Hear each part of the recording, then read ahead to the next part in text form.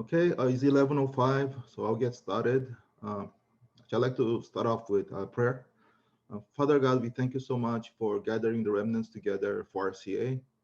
And as this time, as we do a forum concerning the answer of the church officer of how you have guided uh, somebody lacking like me to receive this great answer of the church becoming a blessing. And as a church officer, for me to become a blessing to others. Lord, may your important message be imparted to the remnants. All the forces of the darkness that interferes and block the answers within the church to our remnants, to prevent them from truly becoming the summits that you have preordained. Lord, maybe you bind all these forces of darkness and the deception of Satan in the name of Jesus Christ. May you work by the Holy Spirit this time. You guide us. In the name of Jesus Christ we pray. Amen. Okay, I guess every time I do this kind of talks, I get a little bit nervous. So that's why I'm compensating a lot with PowerPoint. So first off, yes, the title today for this is TCK, which that's what I am. That means a third culture kid that became a church officer and the journey about that.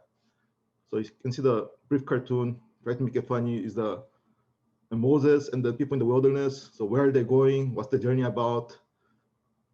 Except for probably Moses, most people, they probably have not much idea what the journey was about. They knew the destination was Canaan and they were leaving Egypt. But oftentimes as they were going through the wilderness, many of the people disbelieved. They wanted to go back to Egypt. Many people experienced conflicts and situations and problems. And that's why in a sense that journey is.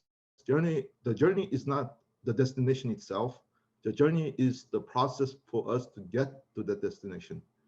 And it will really help to have a map, not like the one, the cartoon here, where it's not really a map, but there is a map.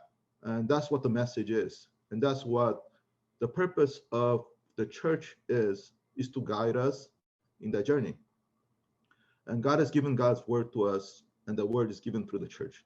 And when I say the church, I don't just simply mean our local churches, what we call the parachurch, the remnant movement, or the Tarapa movement, that's also the church too. So anyway, so let's go together and I'll share you my journey. Okay. So my journey begins in Korea. Yeah, I don't know if any of you guys saw this movie called, Korean title is 국제시장, and the English title is Ode to My Father. And that is very tied into the history of my family, my life. I was born in Busan. For me, when I learned that Busan in English, first it was with a P, but nowadays they spell it with a B, Busan.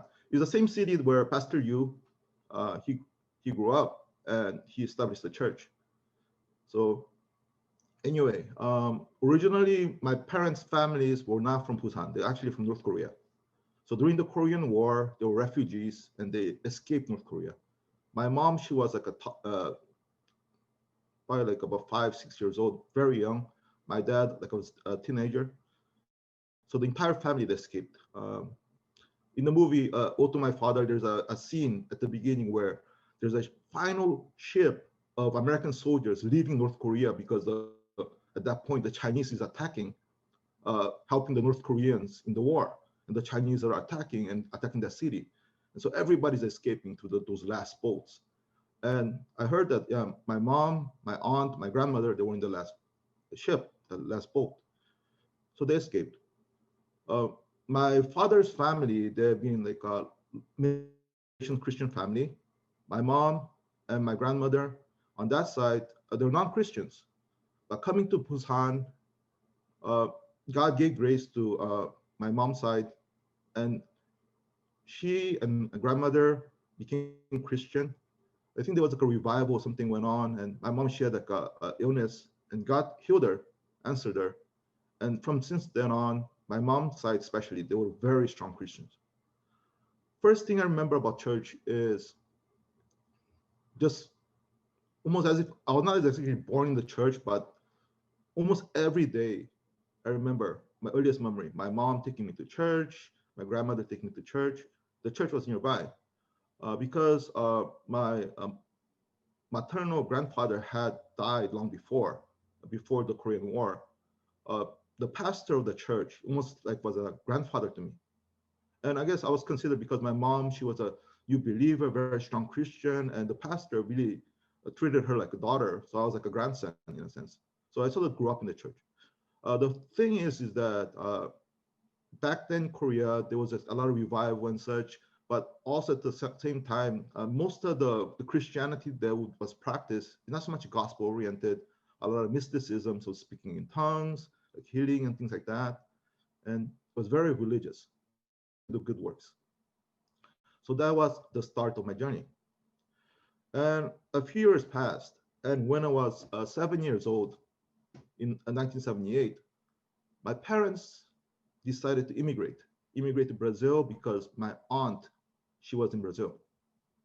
And that's when my TCK, becoming a TCK really happens.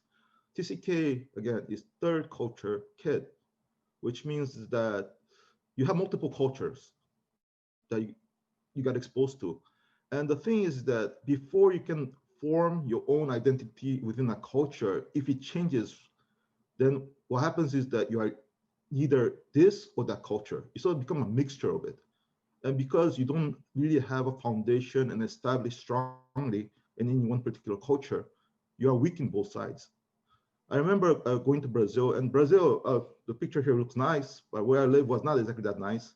It was in the boonies, like a farm area, but which was still the capital though. And my aunt, she had like a gift store there that she passed on to my dad, and my parents, they just ran the business. And they was always busy running business. So they could not really take care of me and my brothers too well. So that's like part of the scars. But mostly is that you become like the only Asian in your school. And for somebody that needs to make friends, this is at that time I'm age 7, and growing up in my elementary years in that situation, for me it was so much scarring. I did not really understand the perceive then, but I think that a lot of my nature, being timid, very introverted, and so on, came as a result of that time. And you meet Koreans, of course, when you go to church, because at church you see the Koreans. But the church back then was mostly is an immigrant church, so a lot of religion, legalism, and for the first time I saw fighting in the church, conflict in the church, and really that scarred me. And so I have this impression about Korean churches, immigrant churches, that, oh, I don't want to stay there. When I grow up, I'm leaving the church. I'm going to go to like some other churches. And after time passes, my parents decided to move out of Brazil, because I guess the economy in Brazil was not doing as well. And my aunt, she had moved to New York, and she was very successful in New York. And she called her brother, younger brother, come to America. And on the way to America, we stopped by Hawaii. And you guys know Hawaii, nice ocean and such. And by the way, this is the picture of Waikiki Beach in Hawaii. And I used to live there. Like, you might think, wow, like this is Brazil, Hawaii. And by the way, it is not exactly nice, because as much as on the exterior, things look very, very laid back and happy, and a lot of beautiful nature and so on. But again, people without the gospel, stuck especially in an island, there's no choice but to have spiritual problem. And outside, and some to a certain extent Brazil and other countries, like Latin American countries too, is the lack of, like, I guess, hope for the future. So they just live day by day, just live for the moment. So is like they don't take life too seriously. At the same time, they don't get anywhere. So I was a TCK, and in Hawaii, all the Portuguese language I had learned for 5 years, struggled to learn too. And by the time I was 12, no, around 11, 10, 11, I was speaking perfect Portuguese. I was somewhat adjusted into the country and such. Now suddenly I get transplanted out, and I wind up going to Hawaii. And Hawaii, I had to learn everything over again. So English, I guess cartoons in the morning did help, because that was pretty much my main way to learn English. again, my parents, they're immigrant parents. All they focus is just work, work, work, and nothing much that in terms of they don't have any ideas how to get the kids to be educated. They just tell us, just try harder or whatever. And one thing I really started to think about back then is that, my life would have been much more happier, easier if I was in Korea. I would not carry these scars. And by the way, in Brazil and Hawaii, that's where I picked up all my bad habits, all the things that even right now sort of bother me.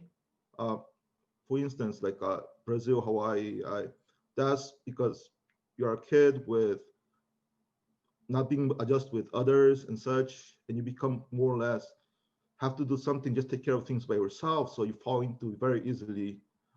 Later on, when computer games were available, I fell into games, but before that was comic books, things like that. Just things to escape my reality, look for something else because, again, I don't have the social skills. I don't have all the other things that the other kids would have. So in the end, because I was just falling so much into those things to escape, I become very addicted to it. Even now, it's like I find myself sometimes when I'm feeling like bored and such, just very easily just fall into, either media or fall into the different, computer games or apps, whatever games. Just very natural for me. It's just, and one thing is that I'm not saying those things are bad in itself because a lot of my computer skills and knowledge and interest, it came from because to make my own games. And my skill set just improved a lot, and God used my computer related skills quite a lot until now. But I wish that I would not have wasted as much time being like stuck and addicted to it, or just using that as my, I guess, safety net sometimes when I need to like de-stress or unwind. I wish that I had picked up maybe sports or something else, something more productive, I think. But anyway, I digress.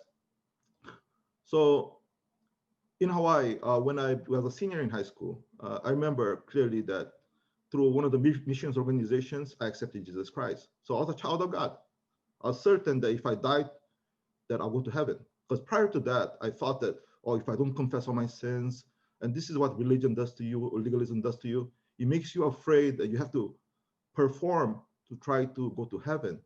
But when somebody explained me the gospel and shared about Jesus Christ, and by accepting him, I became a child of God, all of that fear disappeared.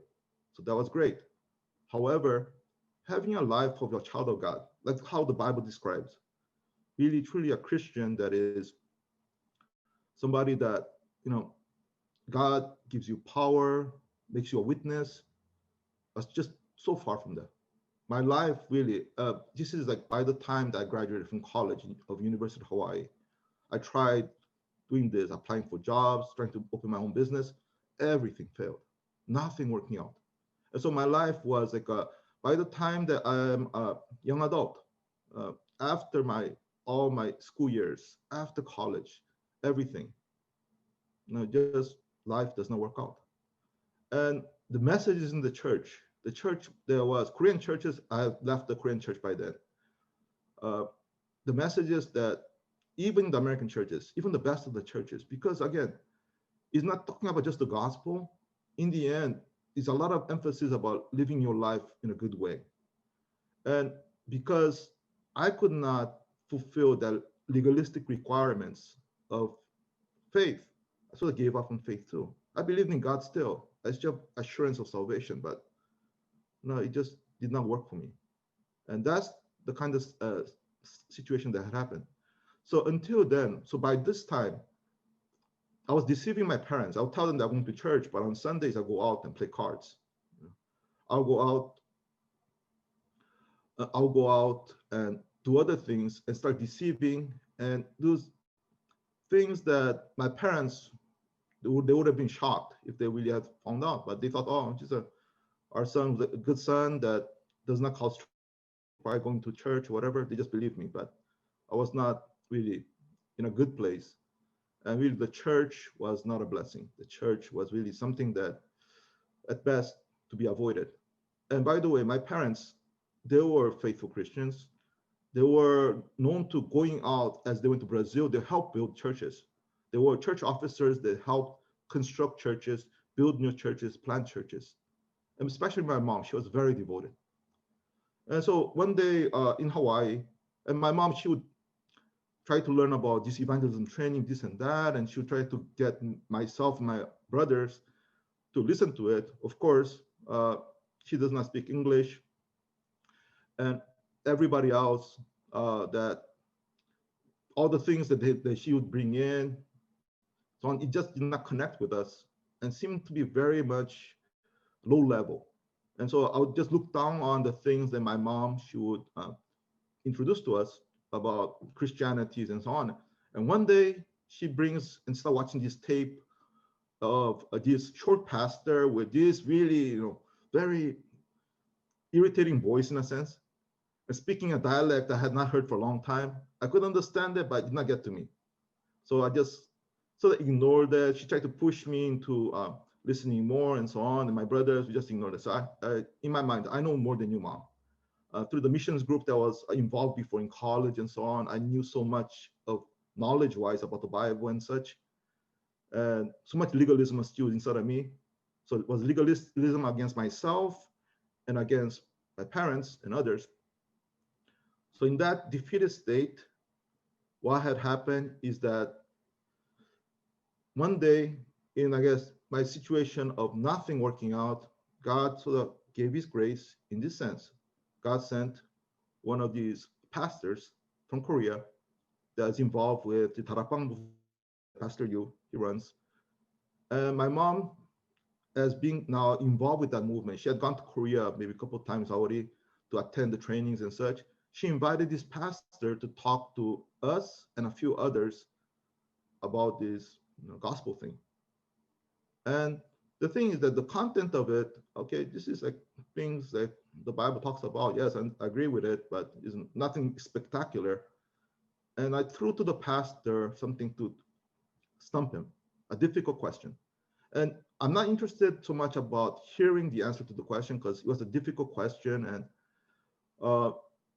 but the pastor answered it with assurance. And the thing that shocked me is that where is this assurance coming from? Because until now, I was a Christian without assurance. I knew God was there. I knew that I'm a child of God, and that's it. I had no assurance about my future. My life was a failure. I thought the Christian life did not work. So I prayed to God, God, if this is real, if it's something is that you're guiding me on, and give me the answer, because the pastor is heading pretty much a couple of days after to a Washington conference, a Tarapang conference in America. Allow me to go there. Now, my mom, hearing the news, she was so happy that she just made it happen that I could go attend the conference. She went there too. And so the conference that we went to, for me, that was like a new start. In a sense, it's like me getting out of my stuck place, my Egypt.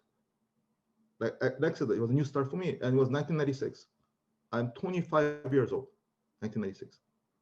So this is for me, like in a sense, the beginning of my covenant journey.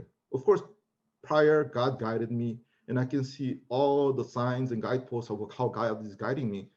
But in reality, my encountering this upper room movement, this Tarapang movement, or Remnant movement, it has become starting from 1996, Washington, D.C.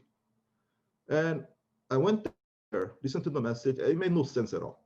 It really did not make any sense at all. But there's something, a sense there that said, what is this assurance that people have? Why are they so sure about this gospel, that the answer is inside this gospel message? Yes, in general, I know that answer is Jesus Christ, but they keep on talking about blood, the all concept of a blood sacrifice and so on, that's the most important key. And for me, it just did not click. I was just spiritually not able to see it. So again, this is at the point where nothing in my life is happening. And at continuing to attend conferences and hearing the messages and my ears opening up a little bit. And I told my mom, oh, if the opportunity comes, can I go to Korea? Because I guess this is the time when a lot of remnants, I guess the first generation remnants, they're going to Korea for training, for different things. So we're talking about people like Deborah or Pastor Joshua Shin. Many of the others, they were in Korea for training. And I thought, okay, maybe I can go too, just for the first time, just attend the conferences and other things. So it was 1997, I went to Busan. So I'm back home to my hometown where I was born to, and going there. And afterwards, I just stayed there from 1997 to 1999. Staying in Korea for about 2 years, continuously just being involved, hearing the word. And one strange thing, for me, the church was really, again, a burden, just difficult, just a drag, not a blessing to me. In Korea, I discovered, oh, this is how a church should be. A church that really proclaiming the gospel, and strangely, as you hear the gospel, it gets stronger. The worship becomes more powerful. And before this, before all this time, I went to churches that are very similar to like let's say Hillsong kind of church or Calvary Chapel kind of church. The praise is wonderful, worship to be wonderful, but just momentary, just for that moment. Nothing is retained afterwards. My weekly life, I don't look forward for worship. But in this church, Emmanuel Church there, that worship at that time from like, I think the first worship was 9 a.m. and we would finish at midnight. We had like worship, like a first, second, third, so on college meeting, core service, and so on. And I'll be attending these, and I'm not tired. I'm not sleeping. Yes, honestly, I don't really fully understood what I was listening to, but just God just continuously giving strength because of worship, and because in the worship was being proclaimed was the gospel. And afterwards, I meet with other, like young adult age, college age, people there, and they don't talk about other things, they talk about the gospel, like the forum. So like the early church, listening to the teaching of the apostles, having the fellowship of saints and all the other things was taking place, and was just reviving me. In this time, I discovered about the covenant, Jesus Christ, world evangelization. And by the way, my nature is very timid and introverted, so I have a difficult time, especially I'm a very bad communicator. So I can't picture myself as, like an evangelist or somebody to, proclaim the gospel or something like this. In the past, when I used to be involved with the campus ministry, college ministry, this is before Remnant movement in Tarapang, I used to be the guy in the back, and this is before PowerPoint. I used to be the guy in the back pressing the buttons for the slides. We do slide presentations for events and such, and I'll be the guy pressing the slides. I'll be the guy programming the slide machine. That was me. So I'm just the kind of person that I don't want to be in the background. I'm not the kind of person that can share the gospel to others and such. And even at this point here, I'm not very much like, I'm an evangelist. I don't have that identity yet. But little by little, God is healing me. He's beginning this new beginning to me. So God moves me back to America. I like to call this at this time, at this new start, this is my wilderness time. We have this WIO. I don't know if you guys know what it stands for. I use acronyms a lot on the things that I like to share about. WIO stands for with Emmanuel oneness. And I can say that in the wilderness life, just as the Israelites in their wilderness life, if you think about it, nothing was really accomplished in the sense that they gained lands in the wilderness, or they probably had a lot of answers. But what God showed continuously in the wilderness is that God is with them.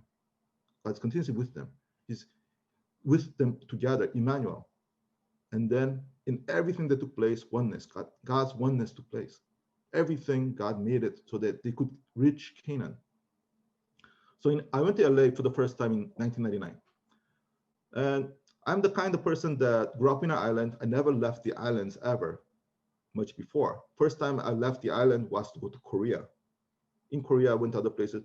So LA is pretty much like, I think, maybe the first or second time in my life. I think I went there as a kid long time ago to go to the Disneyland, and that's it. Or maybe I meant there maybe a couple of times before. But LA, I went there because they were having a winter retreat, a remnant winter retreat. And again, now by this time, I had this covenant strongly in my heart that not only the gospel, but more importantly, this thing called remnant. God's going to do world evangelization, fulfill that covenant through remnant. And I identify myself, okay, God has called me as a remnant. Even though I was like 25 years old, 26 years old back then, God still has called me for this purpose. So in this time, moving to LA, yes, I started my career. I needed a job, and God's guidance was for me to get a job through the pastor. He told me, because I was asking the pastor prior before in my church, what should I do? And the pastor told me, Stephen, because I was deciding, because of remnant ministry and things like that, I thought maybe should I go to seminary? Should I become like somebody that goes into ministry and such? Pastor said, no, Stephen, get a job.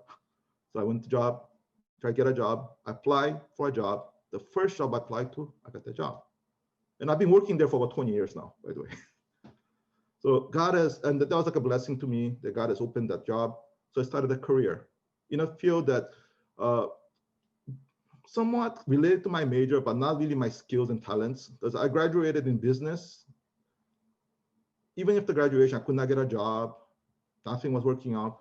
But even in that situation, God made experiences in the past something usable. So by the time I got that position, they needed somebody like me, somebody that could speak both English and Korean. There's somebody that could also know a lot about computers and has some head for understanding business concepts. So I've been in there for a while. Now I'm like the risk manager or finance manager. It's a finance company. And anyway, and God also guided me through the process to start a family. And an important answer that I received, and I like to call it the acronym 3ED, has to do with the important answer that, as Pastor Yu was talking about, because now I sort of moved off. I'm still identify myself as part of the remnant movement, but I'm no longer like a young remnant or remnant that in the field of colleges or your youth field and such that is active. So more as a business person or as a church officer to receive the answer. And Pastor Yu always has been in the business missions message talking about the 3 entrepreneurships or the 3 disciples. And so I took that message to heart. That became an important part of my covenant. Oh, God has called me as part of the church meant to receive these answers. So that's important thing. So 3 disciples especially has to do with identity as a church officer. What are the 3 disciples? You probably know, they have the secret squad, those that are like, in a sense, like Obadiah, in a sense, to support and enable and help them to make sure that the ministers can really focus on the word and evangelism and prayer. And they're the ones that actually are able to be the pillars to support for the church, for the ministry to go on. And you also have the Holy Mason, for the sake of changing the culture of the region, to establish either the church building or the RUTCs. They are the ones that are devoting themselves for the construction of the temple. And then also you have remnant ministry, those that are able to support for the remnants to rise up and receive the answers as the summits. And so that church officer identity as part of the 3 disciples, that's getting formulated more and more. And without me realizing it, as just listening to the messages, the roles that I play at the church is going toward that direction. And of course, there is some misconceptions before. I thought before, restoring the finances of light, that's the purpose that I have. And I find out that in reality, finances of light is not so much has to do with me making money and using it. It's actually God utilizing my finances for the sake of God's work. And then a key component to it is really offering and such. But again, I digress on that. So God has also given me this great blessing. Remember, in the past, the church was not a blessing. But now God connected me the first in Emmanuel Church in Korea. That's when the first time I tasted the church being a blessing, and connected me to a church in California. Now it's called C4 or Christ Covenant Church of California. It really became a blessing to me. I realize now that God has called me to America for me to experience the answer of a church officer and for the church to become a blessing. So keep in mind, church becoming a blessing. and to God accomplishing his missions in my life. So I have C4. That's the acronym for Christ Covenant Church of California. The mission that God has fulfilling it, and the remnant, ministry, movement, all of these things, God is actually actualizing it at this time, at this point in my journey. And so you can say that even right now, the present time right now is a continuation of this time schedule that I'm in right now in terms of this covenant journey. A couple of things to point out. So prior to being involved with Christ Covenant Church, I was involved with Remnant. I was involved here in small and big ways, in many ways in terms of ministry-wise and such. And I can tell you a couple of things. And some of these things here, I'm just saying it just more or less the factual thing, if anything about, actually the only thing that I would like to humble brag about is the church. Christ Covenant Church, awesome church in California, because of one thing, because the church, God established it because of the remnant movement. That's the reason why the Christ Covenant Church, God came to me. The prior pastor of Christ Covenant Church, Pastor Dwight Kim, he was known as, nickname was Remnant Farmer.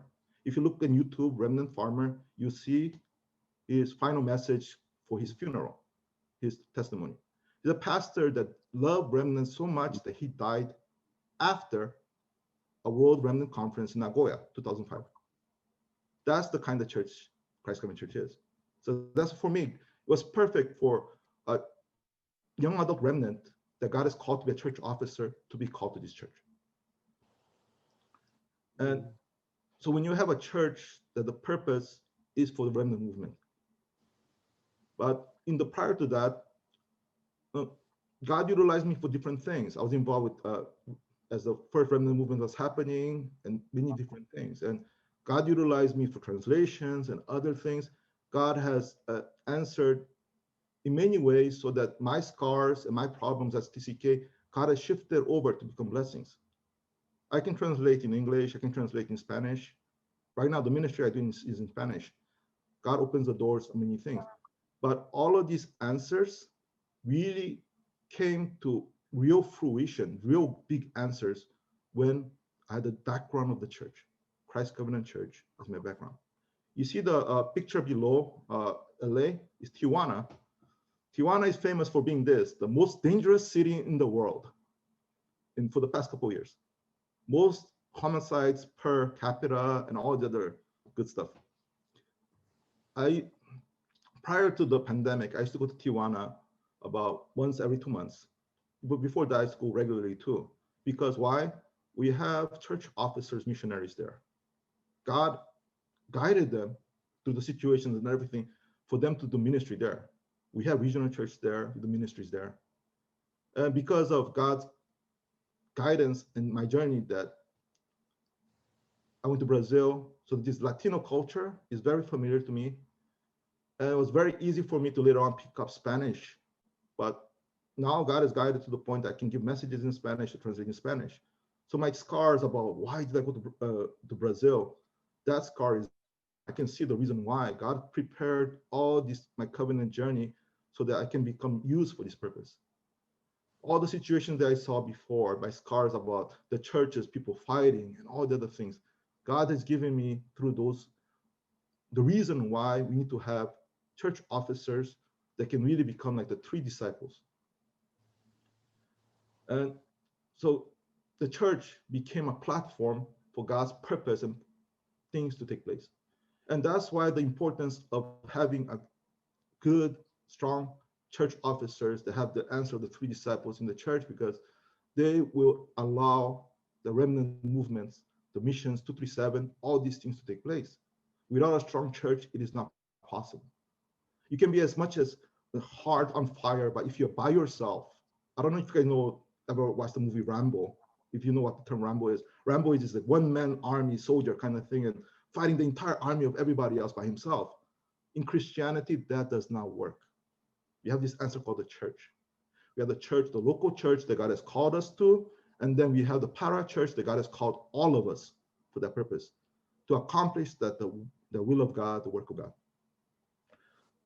So now, continue the journey, the future. What is God has the future for Elder Stephen, and also hopefully like is a guidance part, because an important answer for me as a church officer is the church, Christ Covenant Church, or even Remnant movement. For me, certain sign, vision that God has given for me, the covenant in Latin America. And you see the highlighted portion, that's the Latin America countries. These are the countries that has a Latin type of culture, the language either Spanish or Portuguese. So 237, God believed they're going to allow me to do the 237 movement through Latin America. And I thought before, okay, do I have to go there? Do I have to be like a missionary and so on, go to seminary? And I find more and more, it's not so much so.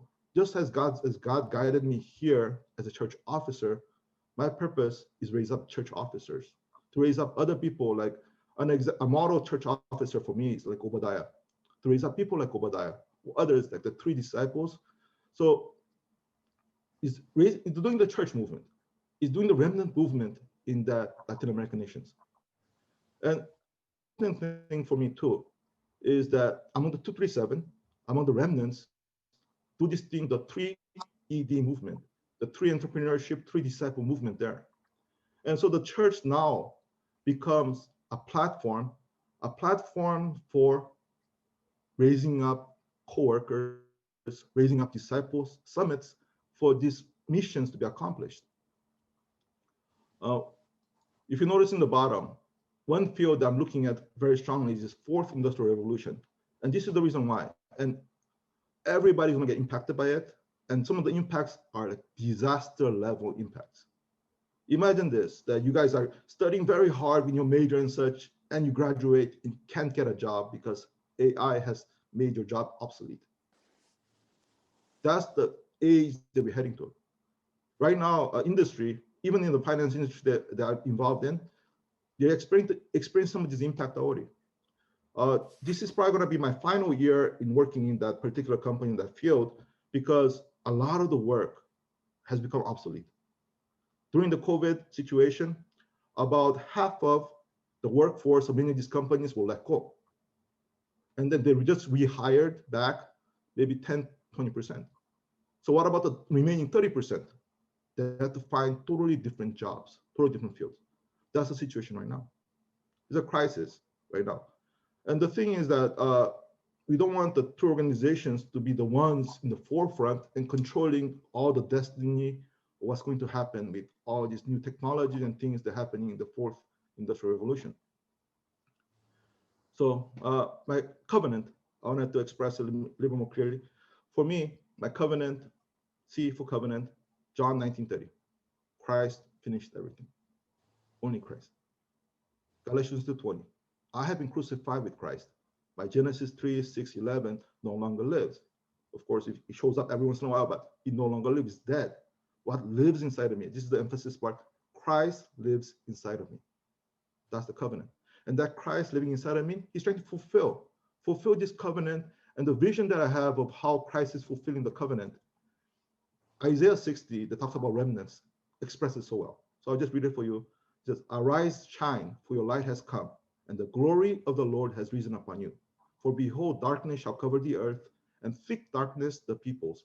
But the Lord will arise upon you, and his glory will be seen upon you. And the nations shall come to your light, kings to your brightness of your rising. Lift up your eyes all around, and see they all gather. They come to you, your sons shall come from afar, your daughter shall be carried in the hip. Verse 22, it says, and the least one shall become a clan, and the smallest one a mighty nation. I am the Lord, and in his time I will hasten it. Isaiah 62, verse 10. Go through the gates, prepare the way for the people, build up the highway, clear it of stones, lift up a signal over the people. Isaiah 60, that we use it often for themes, for like remnant conference, that's the remnant covenant. For me, this covenant, it took me from that weak one, little one, the one that nothing would function. And yes, I'm still weak, but strangely, God, he makes it function for the sake of the fulfillment of the covenant. And so for me, in my role on this covenant, I have my dream as a church officer. The 1 Kings 18:13 talks about Obadiah. He's my model right now, that somebody that can enable Elisha and Elisha to do the remnant movement, to do the church movement, become the patron, become the host for many of the remnants. Because of Obadiah, it was possible for the 7,000 disciples to arise. And again, the important key, okay, 2 Timothy 2, I don't know.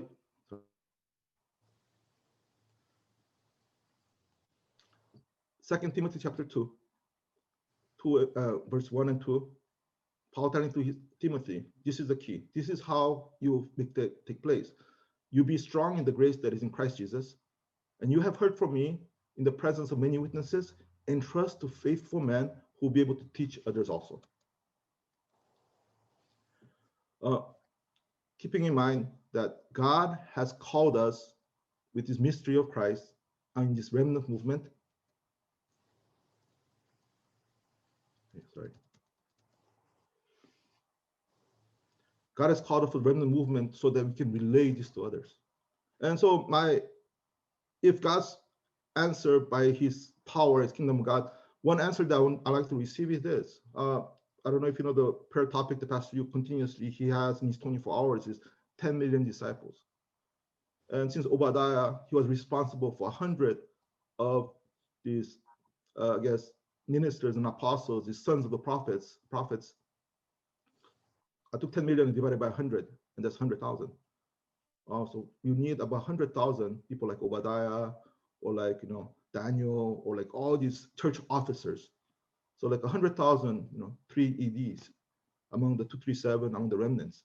That's my prayer topic. I'm not saying that I'll do it, but I feel God is calling for church officers to arise throughout all the churches, throughout all the churches involved in the Tarapang movement, in the remnant movement, whether in the US or all the 237 nations, for them to receive this answer.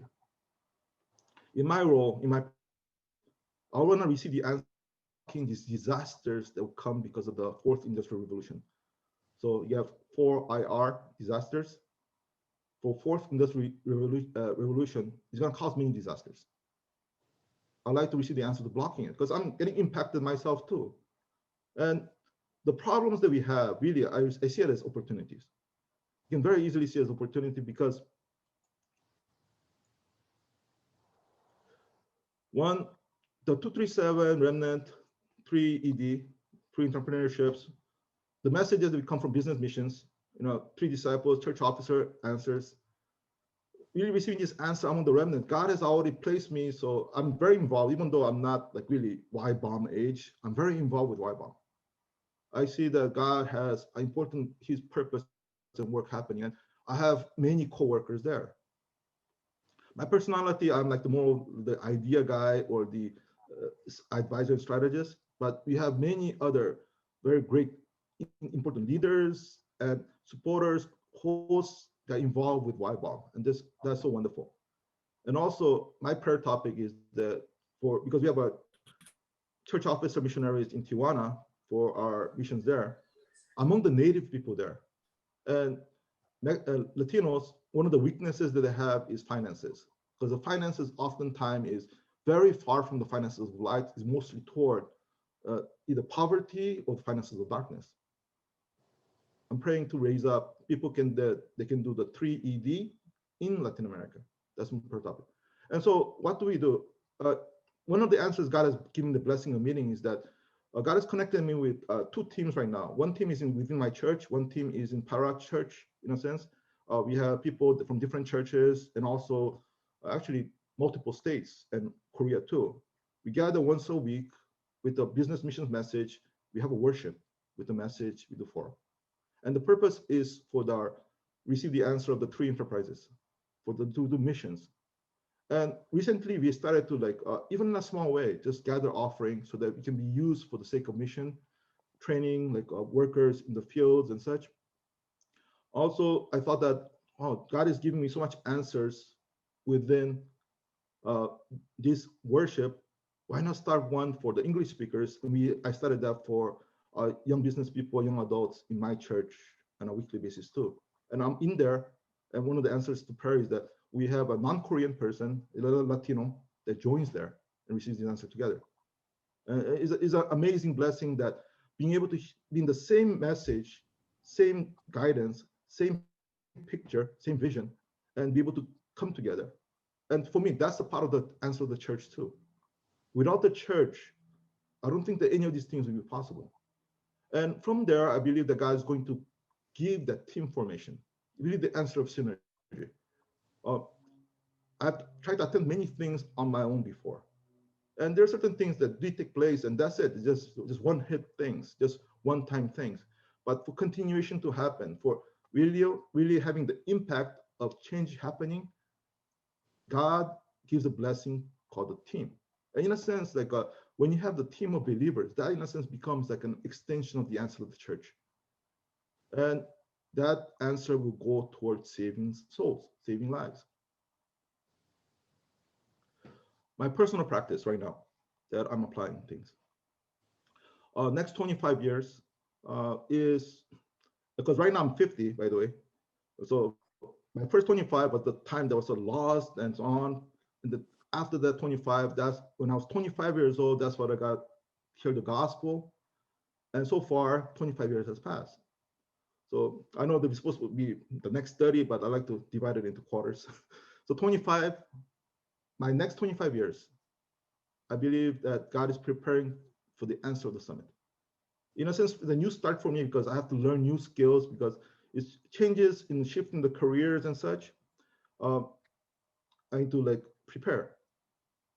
And the 25 years afterwards, and if you can calculate this, my intention is to at least live until 100. And I think that things are science and health and everything else is improving enough for people to live that long. Really prepare for the future generation and disciples. And the most important key for this is going to be the church legacy.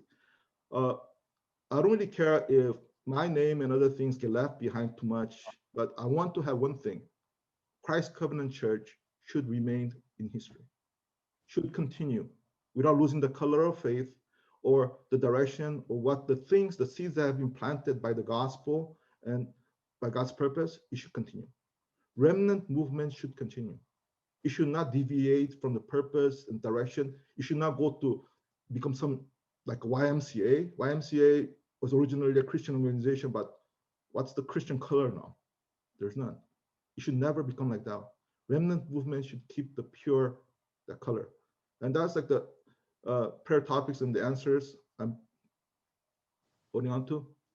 So now my really small practice to block the 4 IRD, the fourth industrial revolution disasters.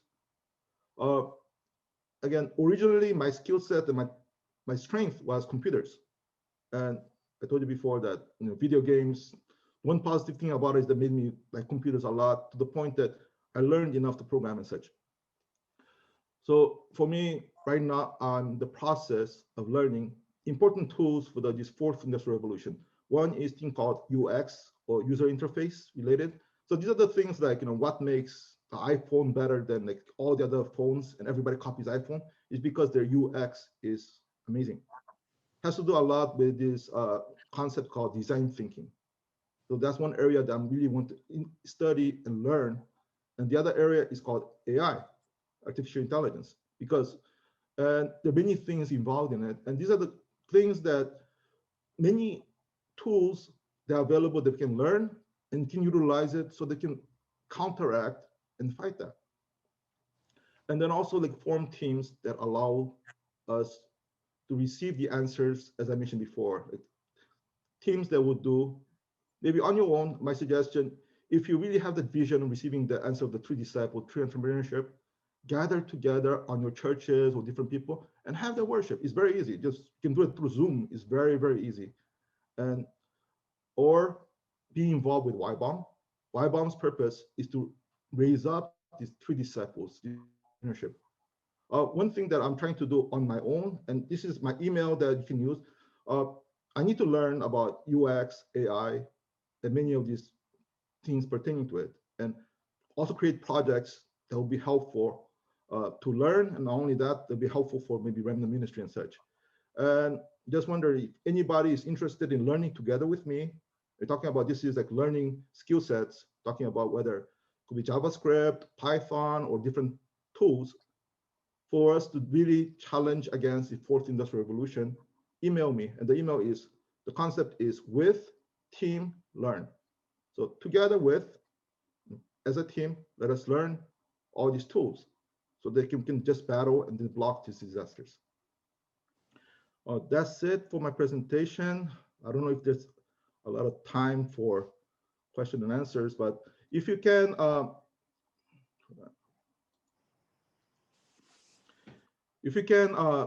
maybe if you have questions, email the questions and other things to that email that I gave you. If you need the email again, it's withteamlearn@gmail.com. Email it to me and I'll answer any questions. Anybody interested in learning with me through Zoom, you can set up the time.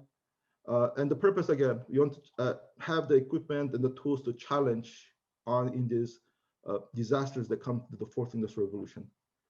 So anyway, that's just 5 minutes, and I know there's another session coming up, so I think I'll wrap up my session at this time. Okay, thank you, everyone. Okay. Okay.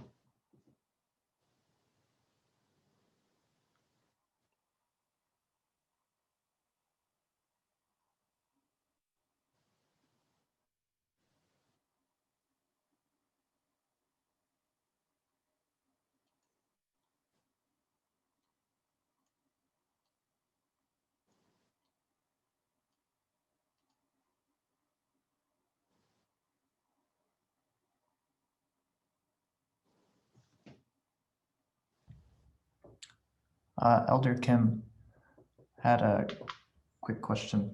Thank you so much for your presentation. It's very helpful for a TCK like myself.